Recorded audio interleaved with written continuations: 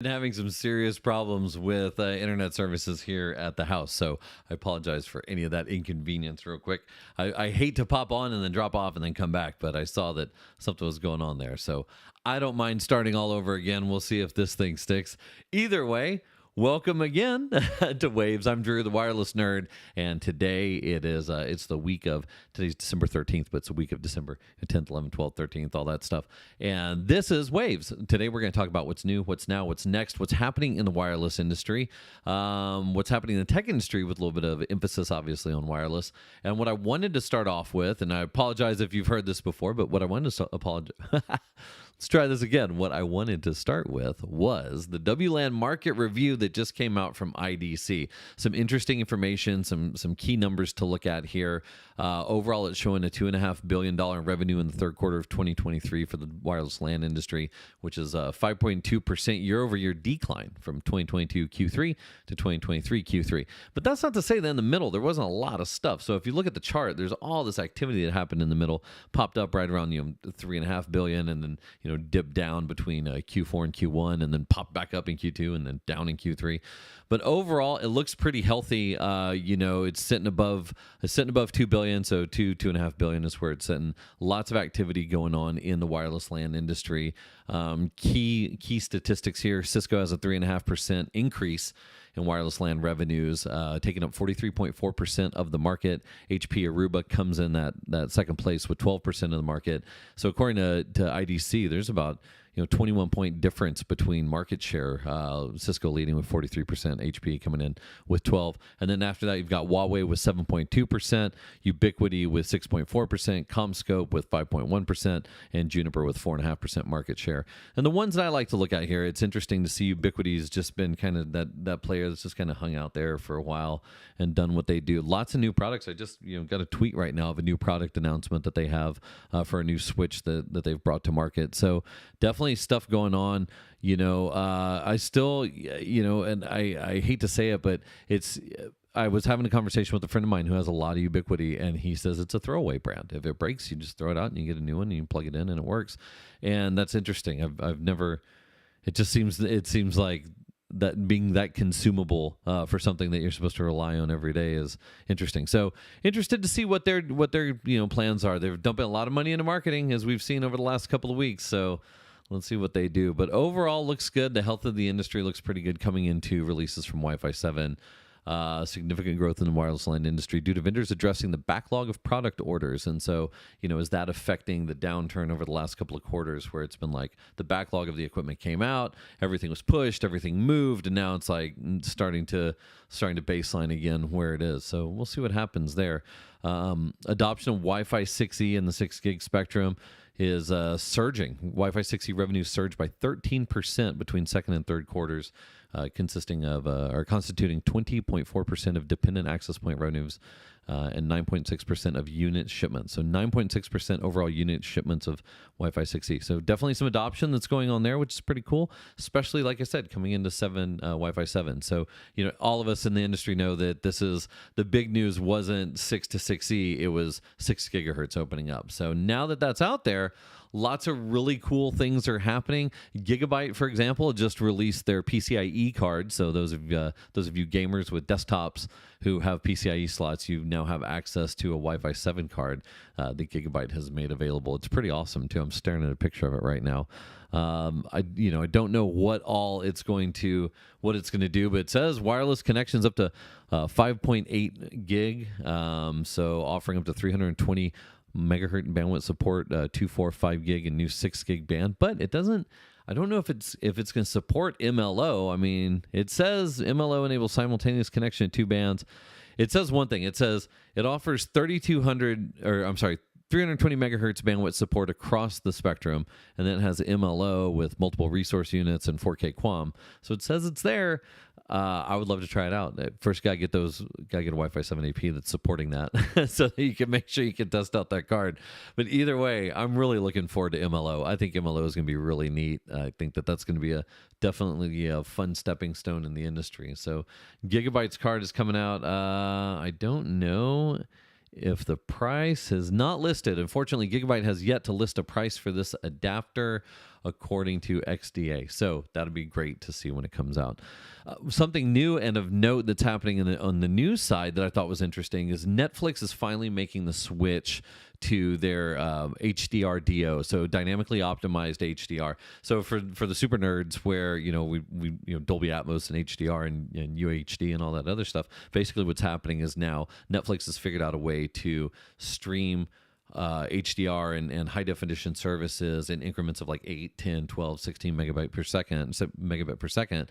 And so what they're showing is that now that it's dynamically changing that based on the amount of available throughput or based on or what's happening at the time on the network, that there's a 40% decrease, 40% fewer rebuffers in testing from Netflix. So it should be able to scale up and down. Now, what does that mean for picture quality? It's supposed to stay the same, right? It's supposed to just push some of it, and your picture's supposed to remain the same, but it's going to trickle some of that data in to make sure that you've got good quality imagery. But I don't know, man. That seems kind of weird. So we'll see what happens. Anyway, it's called HDR DO, so look it up. Netflix is very excited about this. Improvements have been seen all across categories ranging from TVs and mobile devices and tablets. So that's awesome.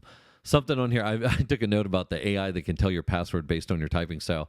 Just for funsies, they tested a Zoom call where they took a microphone and they put it on one side, and they trained using an iMac or a Mac. iMac, he says, using a Mac. They trained it to correlate letters with sounds when people were typing, and then they were able to get 95% accuracy on passwords. And then they did it across Zoom calls. They had 92% accuracy across a Zoom call. Someone could record what was being typed and play it back and decipher somebody's password. So be careful what you type.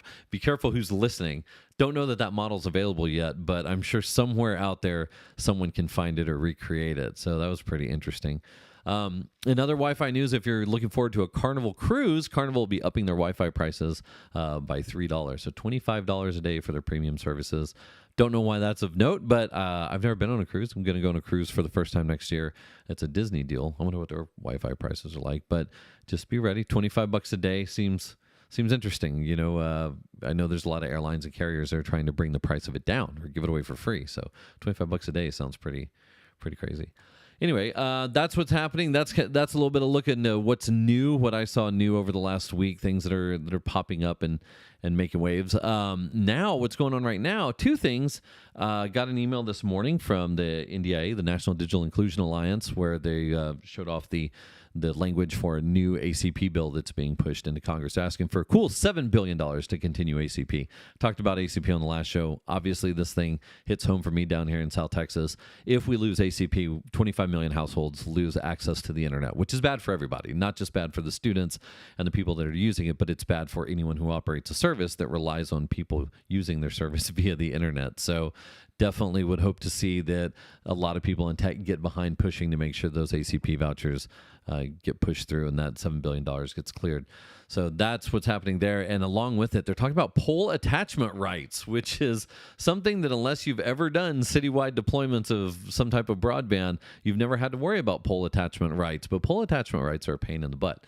And what they are the street lights that are on the sides of the road when you're driving down the highway, down the main street, down your neighborhood. Those poles are owned by different utility providers, and they're trying to come up with a way to make pole attachment rules. FCC is trying to come up with a way to make it easier to attain pole attachment rights. To give you an idea, when we did the City of McAllen, 1,000 poles that are out there, to negotiate those pole attachment rights with AEP, who's the pole owner here in the city, we had to go back and forth and talk to them about what we were putting up, how we were putting it up, what mounting mechanism we were using, what methodology we were using, how much power it's going to draw, where it's going to go. There's all these rules, and then at the end of the day, there's a bill. $27 a year, $40 a year, $80 a year, depending on the city or municipality you're working with. So hopefully there will be some clearance here. There's a 91-page document released on November 22nd where the FCC stated its report and will establish a new interagency rapid response team, the Rapid Broadband Assessment Team. and the task force will be responsible for providing coordinated review and assessment of pole attachment disputes and recommending effective dispute resolution procedures. So anything that can help that is going to be totally awesome, because that's one of the hardest things. I think the last line in this article I was reading on Fierce Wireless says, pole access is probably the single largest challenge that the industry is going to face over time to allow people like us to build as fast as possible. GoNetspeed CEO Richard Clark told Fierce last month. Yeah, I mean, it's not easy to get on the poles, and that's where you've got to be. So pole attachment rights, hopefully FCC will make some room there. That'd be really cool. Next, to holiday Wi-Fi tips. This is totally awesome. The Sun in the UK reports these amazing how to improve your Wi-Fi tips. 'Tis the season for Wi-Fi. And they note that the things you might want to be careful for, according to uswitch.com, fairy lights are one of the top culprits this time of year. It's because they can emit a weak electromagnetic field which may interfere with radio waves from your Wi-Fi router. Obviously, the more fairy lights you have, the more of an issue it could be. According to the Sun, be careful with fairy lights and watch the electromagnetic frequencies that are being emitted from your Christmas trees. I don't know how I feel about that. I'm sure everything puts off some type of EMF, especially something that is, innocuous as a as a fairy light. But I thought that was pretty interesting. Also, tinsel. Tinsel could be to blame. Tinsel may look nice, but it too can have an impact on your broadband hub, according to the Sun. Your broadband hub. Well, there's a lot to say there. I'm going to leave that one alone. You have heard that mirrors can bounce Wi-Fi signals. Well, that same thing could happen with that sparkly bit of tinsel, depending on where you put it. Do not decorate your Wi-Fi access point or your home router with tinsel. I would definitely recommend that. If it's made out of any type of aluminum, I'd probably keep it away from electronics. Anyway, so that's interesting. Says it could cause a fire hazard. And also, people love to hide their Wi-Fi router behind their Christmas tree. Apparently, I don't.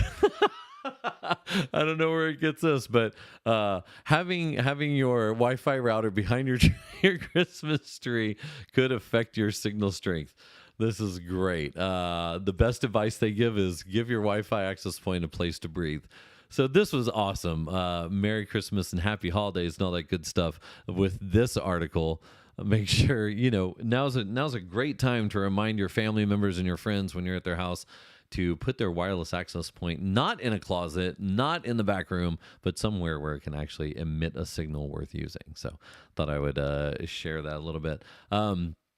Interesting, other news, the other end of the spectrum, the Cyber Avengers water treatment hacks are getting a lot of press, and I'm interested to see how much of this is happening via wireless. There was a town in Texas, there was a town in Pennsylvania that their infrastructure got attacked by a group of hackers. And what's crazy about it is they had the ability to shut everything down. And so I want you to just, no network is ever secure enough. So just putting it out there as a reminder, a gentle reminder that everything we do, it will always be under attack on a network. And we're seeing a lot more wireless attacks coming through. So I'm not saying that's what happened with the water treatment facilities. However, just be on the lookout for that, because that's never a good thing.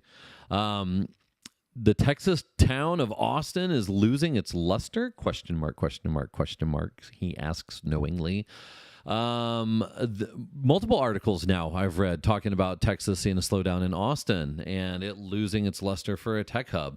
Meta pulled out of a big building downtown, and a couple of other people have been, our businesses have been moving out of Austin, and they're claiming the four biggest things here: lack of diversity in talent, the cost of living being through the roof, and the brutal summers. Also, the University of Texas has proven to be an unstable funding partner in the state just because of the politics that are going on in the state of Texas. So it's making it challenging to predict the ongoing investment into the local ecosystem from the UT campus. So the cost of living has made it challenging for middle-class professionals, especially people of color, to buy into that market, which is hurting startups. So a lot of interesting information from Texas Tribune on here. They're competing with Google and Tesla for talent, since they've got big campuses there. Apple's got their big campus there also. But if you can't afford to live there, if you can't get above that wage bracket, if you can't get above that income bracket, then that limits the amount of people that you have access to from a recruiting and hiring facility. The monoculture speaks more to the income disparity that is pricing out musicians, artists, and hospitality workers who are so essential to the creative culture that makes Austin a great market for startups. Interesting. So I don't know, man. I mean, Austin's Austin, right? And it's only gotten more expensive, and the influx of people have only made it a little bit more challenging here in the state. So that doesn't surprise me, to be honest. But I don't know. We'll see what happens. Coming up next, that's what's now, that's what's new. What's coming up next? Wi-Fi 7 specs are coming in Q1. Oh, this was great information to read. After months of development, this according to PC Mag, after months of development, the tech industry is close to finalizing the official specs for Wi-Fi 7. The Wi-Fi Alliance, the industry body that oversees wireless technology. Shout out to Kevin and Consuelo at the Wi-Fi Alliance, the pals. Hopefully we see them in Phoenix at WLPC. A new webpage has been published that mentions the release schedule for Wi-Fi 7 certified. 802.11be will be available before the end of Q1 2024, the Alliance says, which Tom's Hardware was the first to report. So that's great. Exciting times. Wi-Fi 7 is definitely going to add some fun. So that's coming up. And then the last thing that I want to talk about real quick is our buddy Tiago and WBA, the Wireless Broadband Alliance, 10 Wi-Fi predictions for 2024. So Tiago, fun guy to hang out with. Lots of knowledge there. Gets to see a lot of things that are happening in the industry. So he's got 10 Wi-Fi predictions for 2024 and beyond. Number one, in the future, 10 gigabit speeds will be commonplace. Fiber broadband deployments will continue to expand, but 10 gig is going to come out in the future, and it will be commonplace. The rapid adoption of 6E and 7 will drive the ability to access additional spectrum in 6 gig. Awesome. Love it. Number two prediction. The capabilities of Wi-Fi 7 will drive immersive experiences and advanced gaming and video content. That's a given, right? If you build it, they will come. So definitely looking forward to seeing what's going to happen when there's more capability and more throughput available to game developers, especially the stuff to go from the VR headset down to the phone, down out to the computer and out to the world. That's gonna be awesome. Number three, open roaming growth will continue and extend to integrate with private 5G and IoT networks.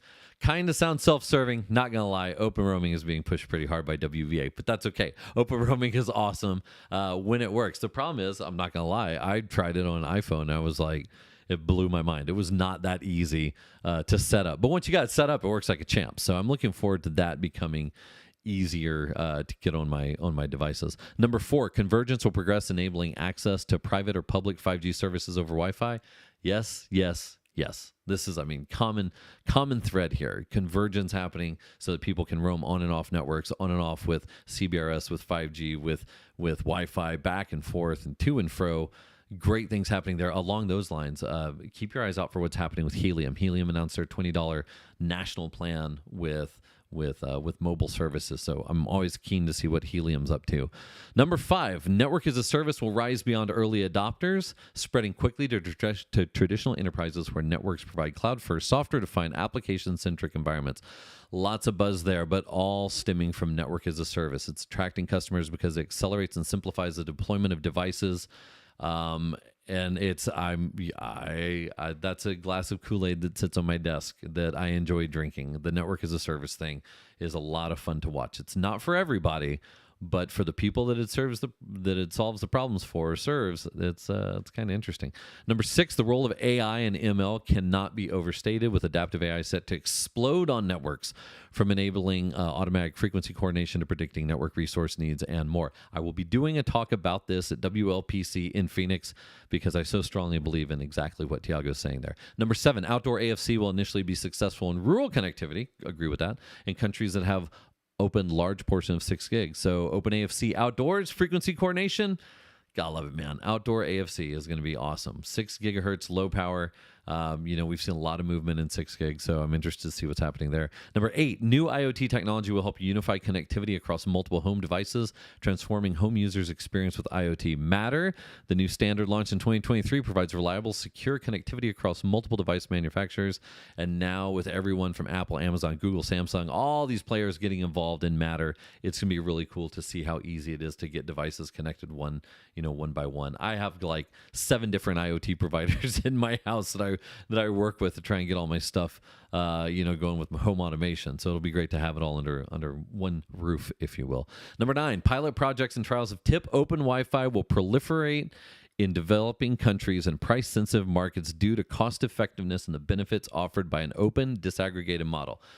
Man, if you know me, you know how much I love open Wi-Fi. So it's great to see Tiago giving a shout out, saying that this is going to be on the top 10 predictions for 2024. We'll see. I mean, it has a strong value proposition, but I will stand behind the blog that I wrote. Right after Meta, where it said, someone's got to take the reins. Someone's got to run this. Someone's got to get behind open Wi-Fi and really push it. There's been some new logos popping up with showing support for them, and that's great. And it's moving rapidly. But until someone gets behind it and really starts to congeal what's going on in open Wi-Fi, that's what I want to see. That's what I'm waiting for. Number 10 and last, augmented and virtual reality will gain a larger share of our daily lives at home and work, but it will require indoor broadband networks to adapt with improvements in user interfaces and network capabilities to cater for larger groups of users. That's a tough one. Of course, as more capacity comes available, AR and VR will definitely have an opportunity to play. But how many people are really going to adopt it? I spent a year working for Meta, and we had at least one meeting a week fully immersed in VR. I don't work for Meta anymore, and I haven't put my VR headset on in about a year, and other than to play a couple games here and there. So I think when you're in the middle of it, it's amazing, and I loved it. I had a great time using it, and we came up with some really cool applications and stuff. But there's still not that one, the quote unquote the killer app to make AR and VR something that people adopt day to day. So is that because the capacity is not there, or is it because the headsets aren't there? I guess we'll see with Vision Pro when Apple releases it. Still $3,000, man. I mean, dude, that's like, you can't ignore the fact that that's going to be really expensive.